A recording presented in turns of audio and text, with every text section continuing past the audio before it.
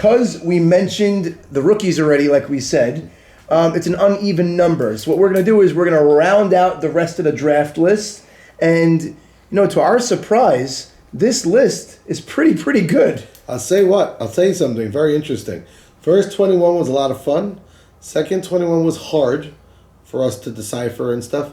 This is my favorite. Yeah, because now you see how good this draft is. Yeah, the bottom of the list, you're going to get somebody in the 9th, 10th round, and you're going to be like, wow, that guy is a damn good player. Well, first and foremost, we did miss one in the previous round, and I guess we just didn't see his name on the list of players. It's usually not easy to miss. Right. And we actually mentioned his name already as a captain. That's Mike Melech Solomon. Melech, yeah. So we're gonna put Melech number 1 right now. Right. Out of the rest, maybe he would have been in the middle of the other 21, but like I said, what do we know?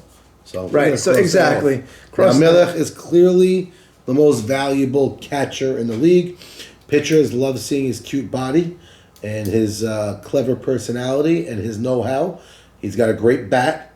Used to be Deadpool. Not anymore. Learned how to go the other way, and he's just great. He's a great captain. I'm a big fan of. We are all fans of Melech, obviously. Yeah. Okay, go ahead. You go. You could. You know what? You could even choose at random from this list. Yeah, we're gonna do that a little bit. So it's not a perfect science here, but want to go for the most part. Try to get like the next best player almost. Charles Saka. Yeah, we know he could be a Gold Glove third baseman. Yes, he could be an amazing glove at third, and he carries a bat. He's an underrated bat. He's got some really good power in left field. Mm-hmm. He every so often jacks one to left. His numbers and stats maybe aren't as good as they should be year in and year out, but he's one player in the week right. in this league a few times. Speaking of accolades, how about let's mention a former MVP of this league and former captain, David Harari. Oh, wow. DH, even batted 4 last year on a team. That's right, on the World Series team. Right. So David Harari had a rough go about it as a captain a couple years ago. I don't think it was suited for him. Right, but it's funny you mentioned that. He was one of the few that want to be in the captain for number 7. And if he thinks he's able to do it again, let's put him back in that lotto. So he's going to be in that lotto. David, you're officially in that lotto for that last captain there you spot. Go. But David Harari, lefty, got popped. Last year, hit really well. Maybe deserved to be a little higher than this too.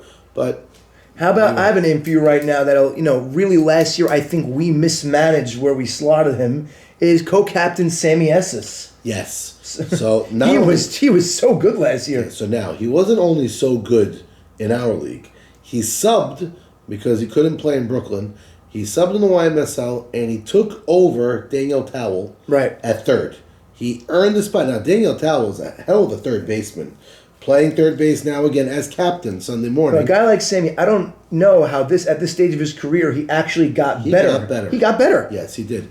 His bat was strong last year, both Sunday morning and at night, and he locked down third base. I have Michael Cohen telling me it was his third base. He was in center field. Michael's like, Max, he said like you. He goes, I know Sammy for years. Now I see a hard shot to the left side at third base. You know what's to be picked up. Exactly. His arm. I know he had a bad shoulder of recent, and it got better now, and that definitely helps. But good for you, Sam. I agree. Good for you. Exactly. Yeah. Next on this list, I got one. I like this one. Go ahead. Very underrated. Bernie Pindeck, one of the better bats in the league. Noted over the last couple years. Teams when they needed to pick up a sub. He's the guy. He's the guy. And he's always money because he came in. He stings the ball really every does. time up. Uses the whole field, left field, right center, right center. He's trying to make a name for himself at third base. Right. No, you know what? I could see him being good out there, but I don't know if he'll get the opportunity this year. He really wants it. I know in other leagues, he's going out of his way. He could have played on different teams in other leagues, and he's went to a different team to make sure to play third. He wants to hone the position. Right, good for him. Another player, we know he is at a lot of big games. He won the World Series before, is Albert Sitt. Oh, yes. So Albert, lefty, any corner outfield, and he can play the infield as well. Newlywed, and good one. Yeah. First base. Again, keep in mind, we're talking about the last 3 rounds of this draft right now. This is incredible. And we're talking about quality ball players. Real. Talk about quality. One of the best hitters in our community history, Maurice Haber. Mo Haber. We didn't even mention him yet. That's crazy. Another candidate as captain. Maybe I shouldn't be... no, you can say it. You could say it. But he's a candidate. Maurice is going to be in that raffle to possibly be that other captain. I can't find the name. That Lotto. Again, Maurice is a captain Sunday morning, and again, he's 54 years old, I think. Maybe even a year older. I think. He double humps here. He hits better than a lot of guys half his age. Unbelievable. God bless him. He's still ticking. He's still in shape, and he's still going after it. Last year, we had a player come in. We had no idea anything about him, and he opened eyes. He got a little hurt towards the end of the year. Yeah, he hurt his bicep. But I think he's going to come in this year, and he's going to have a really good sophomore year. That's Ian Lerner. Yeah, so Ian Lerner, great pull hitter last year, and surprisingly was much better with his glove than anybody thought he was going to be.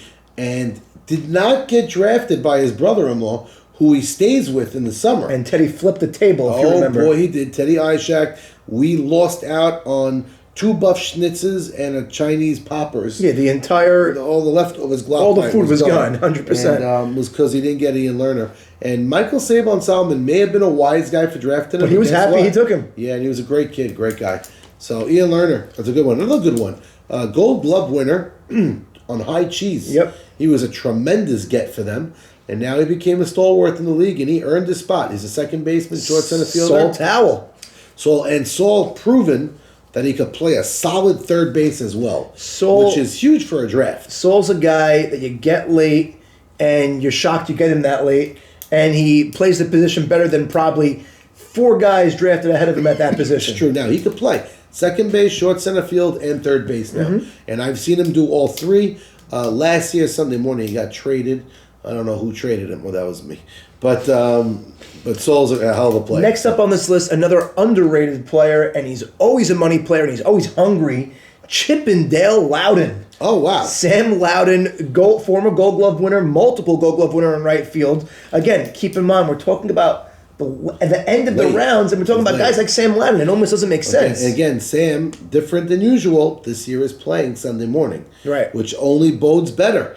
He's playing, he's going to be in game shape, and he's one of those guys, as you mentioned, likes right field, or we see him suited better. It's funny, we have a lot of really good right fielders in the league this year. I mean, I think Sam's playing left field on his team Sunday morning. But in the night league, he wins Gold Glove in right field. Right, yeah, he is. Now, talk about a good outfielder, someone I haven't seen in years. So he actually played in Brooklyn 2 seasons ago on the Cucumbas. Okay, very good. And he was pretty good. He actually played center field for them. Welcome back, David D.C. Cohen. Now, the little I saw of him when we did it was years back on PepsiCo. Yep. That was the last time he played in the night league. Maxie Deed was his pitcher. DC was tremendous in left field. Yeah, he's 35 years old right now. He's not 22 like he was back then. I'm assuming he's still in good shape. He is. So, like I said, when I saw him 2 years ago on Cucumbas, he didn't skip a beat. He's still quick. He's still got that, that good first step to the ball, and he's always a good hitter. That's for sure. Good singles hitter. Beautiful. So it's good to have him back. Who do we mention now? This list is great. This is a lot of fun. Jack Beebe. Yes, Jack Beebe. Yeah, so Jack Beebe is a captain in the MSB this year. That's right. That's right. Jack's fast. He's got power, mainly dead pull, from what I recall. Occasionally up the middle, but could catch. The reason why Jack's great is he's so versatile. You could put him at catcher, he'll do great. You put him in right field, he'll do well. Put him at short center, he'll get the job done pretty good. But he always has that power bat, like you said. Big Jack Beebe fan. And he's very easygoing. He doesn't mind DHing a game. And you know what I love about him also? He takes the book. Exactly. He's the front runner right now for sportsmanship of the year. I'll just give it to him right now anyway. He should. He's the best. He really is. He's so good. Another one to bring up, only because maybe last year wasn't as shining as he was in the years past, but he was in the World Series. Victor Abadi. Yep, Victor Abadi. Another one of those guys that finds his way, like we mentioned, Yossi Abramson. He won the first ever postseason hitter of the year award on High Cheese. We made the award because of what he did. We've never seen a run from a player like that. Again, it was such a shocker, but it's not like he's a bad player. No, he's always a good player. Like on the Pirates, when he played years back, he was good. He was good. Even last year. He won Player of the Year with the Giants, I think. Player of the Week and the Giants, yeah. Yeah. So he has always a quick swing, but he went into a zone with High Cheese where they could have put him into the 3-hole if they chose.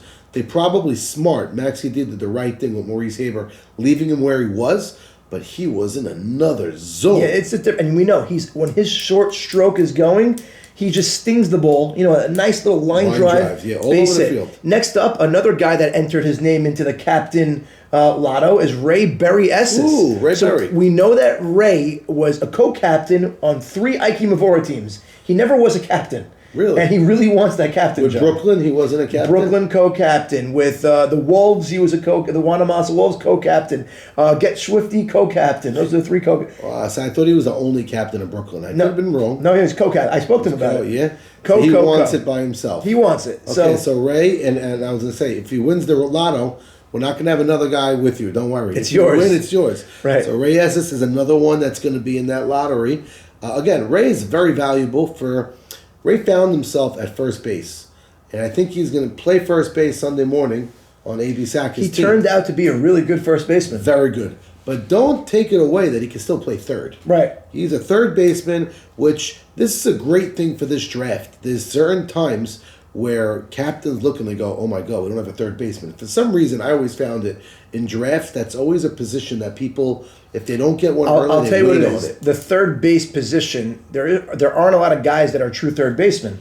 It's a shortstop that moves there. Shortstop that move, or even if that guy, maybe we could put him at third, but maybe not. Like a guy like Charles Saka, he'll even tell you he wants to play shortstop soon. But he's at third and he's incredible. But you just put a name in my head that could really play third base, and he's unbelievable third baseman is Ricky Schwecke. That's right. So now when you have the Ray Esses of the world, and now you have a Ricky Schwecke who's a smooth glove. He hasn't played in our night league in a while, but I know he's playing Sunday morning. He's one thing, and anyone that watches Ricky play is he could pick it at third. Listen, he's not a great hitter. At least he has some weeks he actually has some pop, but he makes his bones and he makes his living at third base. Because of Ricky Schwecke, I always have that Michael Solomon line he made. He goes, "This kid Ricky Schwecke woke up one day and it's like."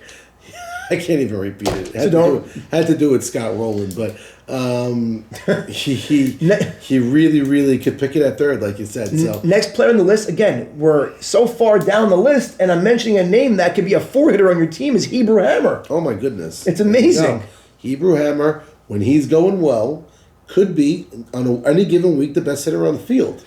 He's a beast. Now, does he have a position? No, he doesn't. He really doesn't. He doesn't have a position. He catches sometimes. He's happy to come in and just mash. He wants to mash. Yeah, that's what he's. It was so unfortunate to watch him break his arm swinging. It's funny. He was having a good year. He was ripping. He was hitting the ball well. So I hear he's feeling great, hitting. Back in the cages, ready to roll. So. And next up, a guy that is probably the most versatile player of this bunch is Eli Harari. Eli Harari. You need a center fielder, put him out there. You need a shortstop, put him there. You need a third baseman, no problem. But he is his best at second base. Correct. I was going to say, second base, I won a World Series with him at second base. Yeah. And he was money. And he got so many plays because Nathan Batesh, Navy was the pitcher. A lot of stuff goes to the right side. But like you mentioned, his versatility is tremendous. And I know a lot of veteran know-how softball people love his game. They all like him. A lot of people are fans of him because they look at him as a professional softball player. He gets in front of the ball. He does it right. He's great for a team. The next 2 players I'm going to mention both have something in common. They were both World Series MVPs. The first one I'm going to say is Freddie Hittery. Oh, welcome back. Freddie Hittery, pitcher. It looks like he's going to get himself a spot as a pitcher. Last time on the mound on the Angels. Truth is, he subbed last year. Not subbed. He was on that team. On the Blue Moon team. So last year, Freddie, going into the draft, we told him, there's a lot of pitchers in this draft. Do you want to play? He didn't care. He goes, put me in there. You know what? Credit to him. He got his spot. He pitched plenty of games. May have not have been on a great team. Terrible team. They actually won games for a terrible team. And he did well. And Freddie figures it out. He quick pitches. So we always say he's Jamie Moyer. He really is Jamie Moyer. That's what he is. He throws that little hook away, gets you to pop up, and you always look at it like, why am I not going 7 for 7 against this guy? Right. But you're not. I'd like to say if whoever gets Freddie should have a good outfield. I think it's important. Yeah. And he packs a punch at the plate. He goes to right. Yeah, but you know what? I would say that those years are not really where he's. I don't think he's looked at as a hitter, especially in a league like this. He's probably not going to get hitting. Okay. So now there's 2 names. I said there's another one that was a World Series MVP. Oh, very good. And that's catcher Joey Levy. Beautiful. So after Melech, because of his know-how, because of his veteran leadership, he's very liberal in the locker room. Yes. But Joey Levy is one heck of a defender, does it well, keeps his pitcher under wraps. I'd like to say, if Ralph Hannon has Joey Levy, I think you're kind of forgetting a name when you said after Melech. I think it might be Coney. Oh, who's there? But it's like 2 and 2A on that. Very spot. close, very close. Shmuel Lewis and Fonz. A lot of our catchers in the league take pride in what they do. But we have a lot of professional guys that are coming into catch. That's important. I love that. Love having that on every team. I don't like having 3 on every team. A team like that happened last year, but we love having that. But a guy like Joey Levy, I mean, Ralph Hannon's best year was with Joey behind the plate. He does a really good job at the catcher position. So now I don't know if Ralph will tell you that Joey helped me. I don't even know. But whatever it is, his best year is with Joey. So I feel like if I draft Ralph, why not go after Joey Levy? Right. Make sure to get him. But again, you can get a guy like Coney. You can get a guy like Joey Levy. You can get a guy Coney, like... I didn't even write his name here. Right, we didn't, because there was 2 David Cohens, that's why. Oh, there you go. But yeah, then we have a guy like you said, Dongo, who we know he could be a good catcher. Okay. Again, you know what? Forget about a catcher. An underrated hitter right over here. Doesn't usually get his fielding time that he usually wants. Comes quietly. And I love him. Great guy. Azachi. Yeah, Mo Azachi. Again, and it's not like it's his first year in the league. It's like his 5th year in the league. Maybe even more than that. And it might even be more. He's a guy that he always finds his way up in big spots, and he comes through. He's a lefty, uses all fields, and smooth enough glove that if you put him in short center, he actually does good things there. Right. So he wants to play first base, which is not easy to get all the time. Then you have a Morris Gindy, another professional catcher. Mo Gindy. I remember Red Nesser, Aleva Shalom, when you draft a catcher, he wants the catcher coming with his gear. You know, and that's something Morris brings. Right, you know what? Speaking of coming with gear, Fonz. Fonz is great. And we saw Fonz last year had weeks where he was the best catcher on the field. Or even on the week, he was great. Right, he's not the most agile man. He doesn't run fast. Not fleet of foot. But he covers the plate. And what I love about Fonz is he keeps the pitcher in a rhythm. Keeps that ball in front of him. He was a catcher for High Cheese. Yep. With Maxi Dede, and he kept him in a rhythm. So that's a big thing. Right, and then I guess you mentioned Shmuel Lewis in the news. That's right. And we mentioned El Dongo. We didn't give out the gold glove yet for a catcher in a lot of positions. So a lot of these guys that were playing last year may be there. We could just round out the list. There's Marcus Ajmi, who actually was pretty okay on the Tiger team a few years ago. He could play short center. I have a feeling he's people are eyeing him. Certain captains may want him already. Right, same here. And Leo Hanono, welcome back. Welcome back. So Leo's an underrated corner outfielder. Has his moments that he shines in the field and at the plate. Ike Patesh, if Ike runs into one, it can go a long way. I don't think Ike ran ever. I'm talking about admitting, but Ike is a good catch as well. I don't know if he minds DHing, if he's going up to the hit. Now, Ike recently just lost 35 pounds and looks incredible. He just got an entire new wardrobe, and he's rocking it. And I just had lunch with him the other day, and he was eating like a bird. Okay?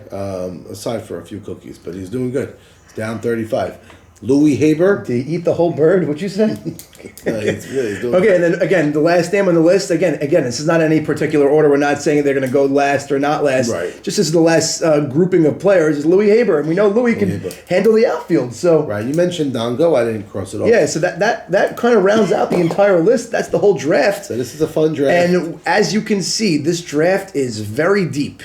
Yes, it is deep. And even in this last 21, as I mentioned again, I just want to reiterate it, is a lot of different positions.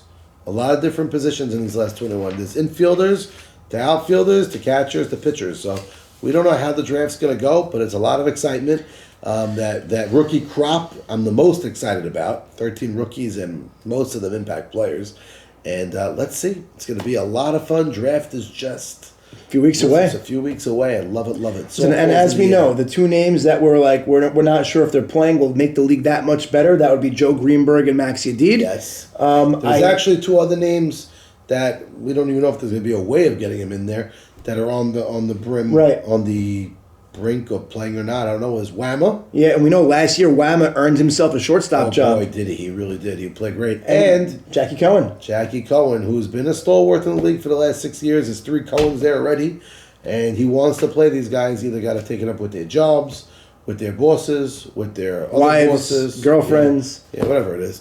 But we'll find out. We try to get everybody in there. It's always hard. It's always rough. We love it and can't wait. I mean, hey, opening day, Sunday morning, is just 2 weeks away. Listen, for MSB, for YMSL. Everybody's pumped. Softball's in the air. And again, I couldn't have dreamt of a better start to the 2021 M&S year. After last year.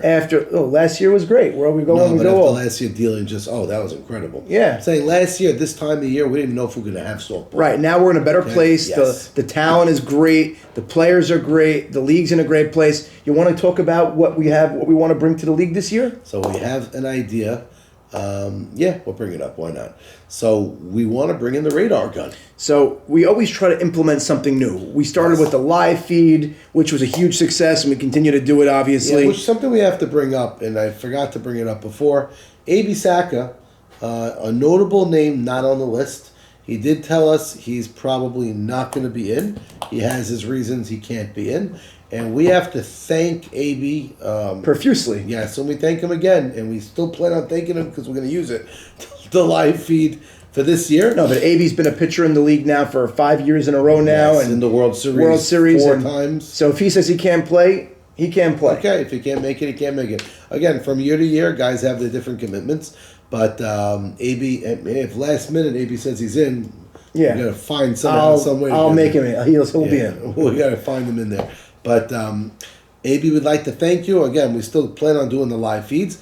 But addition to the live feeds that we want to bring this year, and we're working on it now, is the radar gun.